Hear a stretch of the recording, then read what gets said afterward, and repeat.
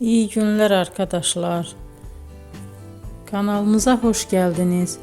Bugün sizler için iki sevilen oyuncularımız Can Yaman ve Demet Özdemir'den yepyeni videolarını fanları için hazırladık. Onlar Erkenci Kuş dizisinde rol almış ve sevgili olmuştular ve bir süre sonra yollarını ayırdılar.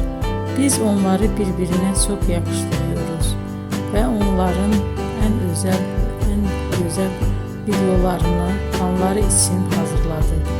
Arkadaşlar, emeğinize saygı olarak yorum yazıp abone olmanızı diliyorum. Herkese iyi günler. Hoşça kalın.